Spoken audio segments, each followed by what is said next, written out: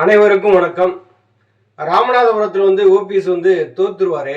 அண்ணாமலை பாஜக தலைவராக இருக்காரு. அவரை நீக்கிட்டு ஓபிஎஸ் தலைவராக்க போறாங்க. ஓபிஎஸ்க்கு மானம் சூடு சொரணை எதுவுமே கிடையாது. ஓபிஎஸ் ஒரு சந்தர்ப்பவாதி. இப்படியெல்லாம் பேசியிருக்கிறாரு. யாருன்னு சொல்லி பார்த்தோம்னா நம்ம சொட்டை ஜெயக்குமார் தான். இந்த கட்சி இந்த நிலைமைக்கு போயிருச்சு அப்படிங்கிறதுக்கு மிக முக்கியமான காரணம் சொல்லி பார்த்தீங்கன்னா ஜெயக்குமார் தான். மானம் சூடு சொரணை இல்லை, பிஜேபியில் போய் இணைஞ்சிருவார், மாநிலத்துக்கு தலைவராகிடுவார், அதற்கான வேலைகள்லாம் நடந்துக்கிட்டு இருக்கு அப்படிலாம் சொல்லி பேசுகிறாரு இல்லையா. வெக்க மானம் சூடு சொரணை யாருக்கு இல்லைங்கிறத முதல்ல ஜெயக்குமார் புரிஞ்சுக்கிறணும். ரோட்டுக்கு வா, வீட்டுக்கு வா, உன்னை நான் அப்படி பார்த்துக்கிறேன் இப்படி பார்த்துக்கிறேன்னு சொல்லிவிட்டு கடந்த சில வருடங்களுக்கு முன்பு நீங்கள் செய்த அந்த சித்து விளையாட்டுகள்லாம் யாருக்கும் தெரியாதுன்னு சொல்லி நினச்சிட்டு இருக்காருன்னு நினைக்கிறேன். அதிமுகவில் ஒரு தொண்டன் ஒரு மிகப்பெரிய பொறுப்புக்கு வரணும்னா கேள்விக்குறியாக தான் இருந்தது. எடப்பாடி பழனிசாமி காலத்தில் ஐயா ஓபிஎஸ் அவர்கள் தலையிட்டு தான் தர்மருக்கு அதிமுகவுடைய மாநிலங்களவை எம்பியை வாங்கி கொடுத்தாரு. அந்த இடத்துல டி ஜெயக்குமார் வர வேண்டியது. ஆனால் டி ஜெயக்குமார் மக்களால் புறக்கணிக்கப்பட்டவர் தான். நாம் அதிகாரத்தில் இல்லாமல் இருந்தால் நமக்கு மரியாதை இருக்காதுன்னு சொல்லிவிட்டு தான் அந்த ராஜ்யசபா எம்பி கேட்டார். அது எடப்பாடி பழனிசாமி மூலியமா ஒரு டைப் பண்ணி எப்படியாவது எனக்கு அதை கொடுத்துருங்கன்னு சொல்லி கேட்க ஐயா என்ன சொல்லிட்டாங்கன்னா, நீங்கள் யாருக்கு நீங்கள் கொடுக்குறீங்களோ ஒருத்தர் கொடுத்துக்குங்க, ஆனால் இது எனக்குன்னு நீங்கள் ஒதுக்குனீங்கன்னா அது ஒரு தொண்டனுக்கு தான் கொடுப்பேன்னு சொல்லி தான் தர்மருக்கு கொடுத்தாங்க. டி ஜெயக்குமார் சொல்கிறாரு, வெக்கம் இல்லையா, மானம் இல்லையா, சூடு இல்லையா, அவர் ஓபிஎஸ் கிலோ என்ன விலைன்னு கேட்பாரு அப்படின்லாம் பேசியிருக்காரு அந்த தனியார் யூடியூப் சேனலில். ஆனால் வெக்கம் மானம் சூடு சொரணை அப்படின்னு உங்களுக்கு இருக்கான்னு முதல்ல பார்க்கணும். நீங்கள் கிலோ என்ன விலைன்னு கேட்கக்கூடிய ஆளுக்கு மற்றவங்க மேலே அபாண்டமாக பழியை போடக்கூடாது. எம்ஜிஆர் வகுத்த விதி அவங்களுக்கு தேவை கிடையாது. எம்ஜிஆருடைய கட்சி தேவை கிடையாது. அம்மாவை பொதுச்செயலாளர் நாங்கள் கடவுள் அப்படிலாம் தெய்வமாக கும்பிட்டு இருந்தோம், நாங்கள் அப்படிப்பட்ட நிலைமையில் அம்மா வச்சுருந்தோம்னு சொல்லிட்டு இருந்தவங்கெல்லாம் இன்றைக்கி அந்த பொதுச்செயலாளர் பதவியை பிடுங்கியாச்சு. தொண்டர்களுக்கு இருக்கக்கூடிய உரிமையை பிடுங்கியாச்சு. இந்த புடுங்கிகள்லாம் ஒவ்வொரு இடமா போய் உட்காந்துக்கிட்டு யூடியூப் சேனலில் பேசிகிட்டு இருக்குங்க. ஐயாவை பற்றி விமர்சனம் பண்ணியிருக்காங்க. ஐயாவை பற்றி விமர்சனம் பண்ணுறதுக்கு என்ன தகுதி இருக்குன்னு தான் தெரியல. ஜெயக்குமார் அப்படி கட்சிக்காக என்னத்தை பண்ணிட்டாரு, கிழிச்சிட்டாரு, புடுங்கிட்டாரு அப்படிங்கிறதா நமக்கு ஒன்றும் புரியலை. ஒரு விஷயத்த நல்லா புரிஞ்சுக்கணும். எடப்பாடி பழனிசாமிக்கு எல்லாருமே கழுவி விட்ட ஆட்கள் தான் டி ஜெயக்குமார்லாம். எடப்பாடி பழனிசாமி அவர் கொடுக்குற காசுகளை அப்படியே அமைக்கிட்டு வேலை செய்கிறாங்க. இன்றைக்கி கூட மையம் டென்ஷனில் நிற்கிறாரு. எடப்பாடி பழனிசாமியோட எவ்வளவு உருவினாங்கன்னு தெரில, உருவம் மட்டும் உருவி வாங்கிக்கிட்டு அதை எடப்பாடி பழனிசாமியை தூக்கி போட்டுருவாங்க. கொஞ்சம் காலத்தில் வந்துடும். இந்த மாதிரியான ஒரு அரசியல் விமர்சனங்கள்லாம் ஏன் வைக்கிறாங்க, ஒரு கீழ்த்தரமான விமர்சனம் வைக்கிறாங்க. அதாவது எப்படின்னா, அந்த ஜெயக்குமார் சொன்ன அந்த வார்த்தைகள் எல்லாமே பார்த்தீங்கன்னா எடப்பாடி பழனிசாமிக்கும் அந்த ஜெயக்குமாருக்கும் தான் பொருந்தும். அதை அப்படியே உல்டா பண்ணி என்ன பண்ணுறாங்க அப்படின்னா ஓபிஎஸ் மேலே தள்ள பார்க்குறாங்க.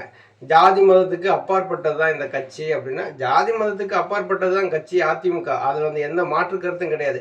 ஆனால் ஒரு சாதியை மட்டுமே உள்ளடக்கி ஒரு ஒரு குறிப்பிட்ட சாதியினருக்கான ஒரு கட்சியாக கொண்டு போயிருக்காரு. அதை உங்களால் மீட்டெடுக்க முடியுமா?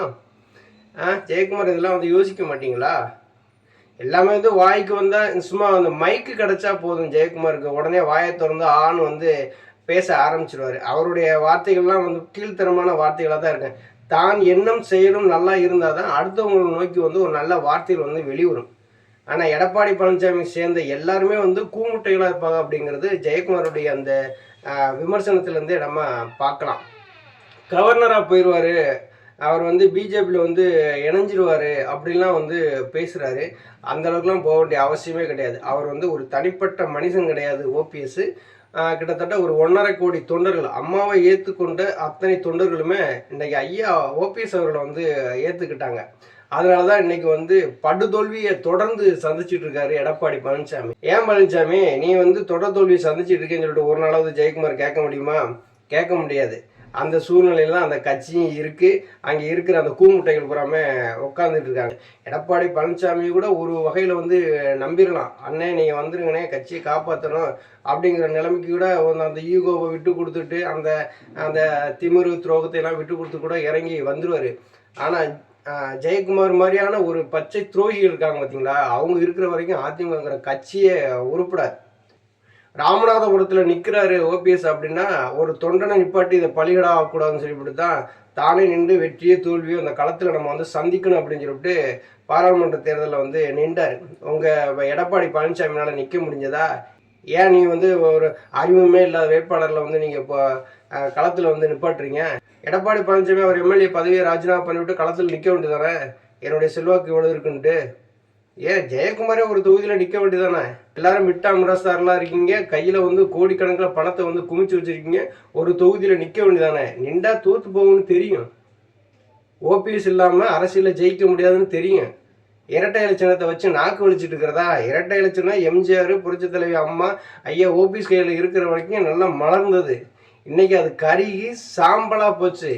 அதை எடுத்து திண்ணூர் பூச கூட எவனும் வரமாட்டான். அந்த நிலைமையில அதிமுக வந்து படுகொலியில தள்ளிட்டீங்க. நீங்க வந்து ஐயா ஓபிஎஸ் பத்தி நீங்க விமர்சனம் பண்றீங்க. நீங்க விமர்சனம் பண்ண அதிமுகவை அழிச்சுக்கிட்டே இருக்கீங்கன்னு தான் அர்த்தம். ஐயா ஓபிஎஸ் அரசியல் வந்து வளர்ச்சி அடையுதுங்கிறதா நம்ம இதை காட்டுது. போற்றுவார் போற்றற்றும், தூற்றுவார் தூற்றற்றும். ஓபிஎஸ் என்கிற அம்மாவினுடைய அரசியல் வாரிசை யாரும் அசைக்க முடியாது. காசு இருக்கிற பக்கம் தலகுனியும் இந்த கோமாளிகள் ஜெயக்குமார் மாதிரி ஆட்கள் இருக்கிற வரைக்கும் அதிமுகவினுடைய அரசியல் வந்து இப்படித்தான் இருக்கும். கடைசி வரைக்கும் அதிமுக வெற்றிங்கிற வாய்ப்புக்கு இடமே இருக்காது. ஜெயக்குமாருடைய பழைய இதெல்லாம் வந்து நம்ம தோண்டி பார்த்தோம் அப்படின்னா காரி துப்புற மாதிரி தான் வரும். விமர்சனம் பண்ணுங்க, வேணாம்னு சொல்லலை. ஆனால் விமர்சனத்தை மரியாதையை விமர்சனம் பண்ணுங்க, எல்லாரும் ஏற்றுக்கலாம். நீங்களும் நாளைக்கு வந்து ஐயா ஓபிஎஸ் காலில் கும்பிட்டு கொடுக்க வேண்டிய சூழ்நிலை ஏற்படும்.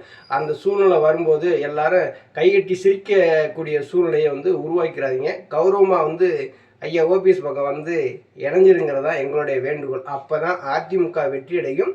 2027 அம்மாவுடைய ஆட்சி மலரும். நன்றி, வணக்கம்.